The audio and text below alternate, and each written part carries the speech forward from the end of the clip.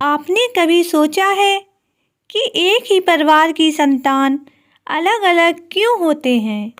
एक सीधा साधा और दूसरा जिद्दी हठी, एक शांत समझदार और दूसरा गुस्से से भरा हुआ।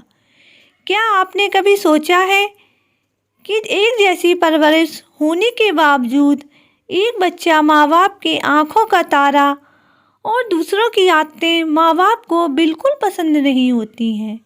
वह हमेशा उलझनों में घिरा रहता है। क्यों कोई संतान माँ बाप के बुढ़ापे का सहारा बनती है और कोई उन्हें अकेला छोड़ देती है, कि वो भीख मांगने पर मजबूर हो जाते हैं और उनकी मृत्यु का कारण बन जाता है। यह हमारे पूर्व जन्म के कारण होता है। अब आप सोच रहे होंगे कि ऐसा कैसे हो सकता है, लेकिन यह बिल्कुल सत्य है। यह भगवान का न्याय है। जो हमें अपने पूर्व जन्म में करते हैं वही हमारे सामने हमारी संतान के रूप में आता है। उनका स्वभाव व्यवहार सभी हमारे पिछले जन्म के व्यवहार का प्रतिबिंब होता है।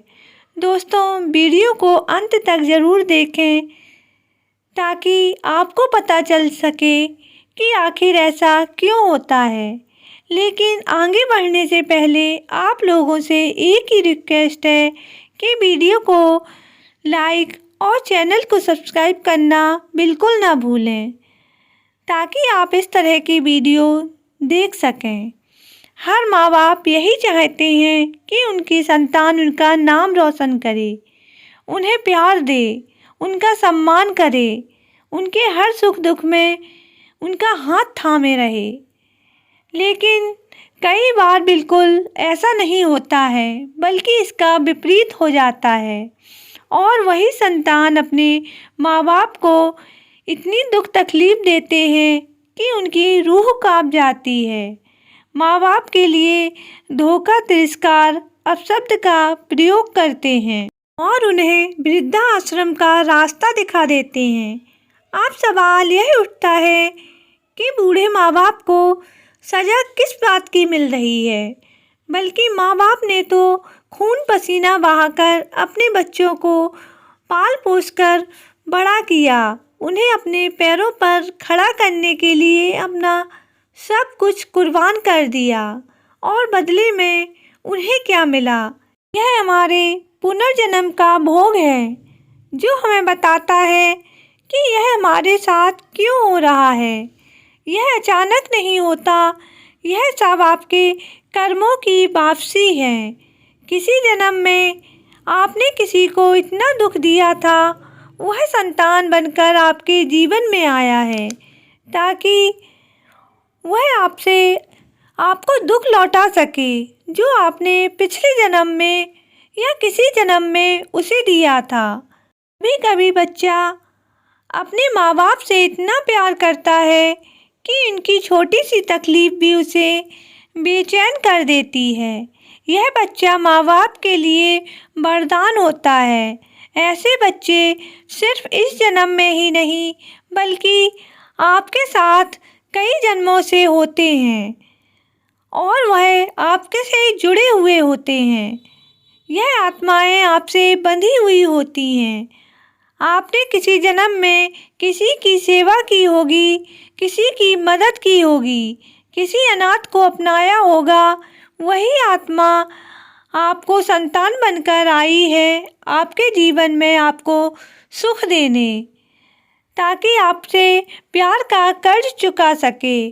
और वही अगर अपने माता पिता को तकलीफ दे, उन्हें तड़पाए, अपमानित करे, तो वही आत्मा आपकी संतान बनकर आपको तड़पाने, आपको दुख देने आई है।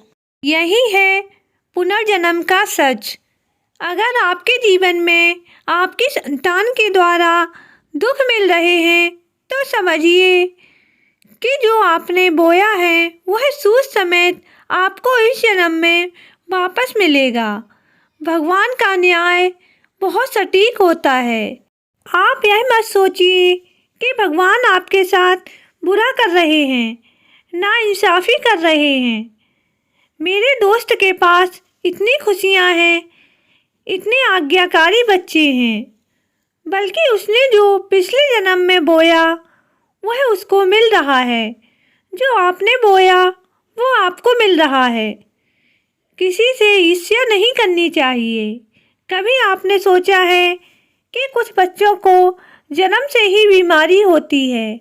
क्यों कोई बच्चा जन्म लेते ही अनाथ हो जाता है?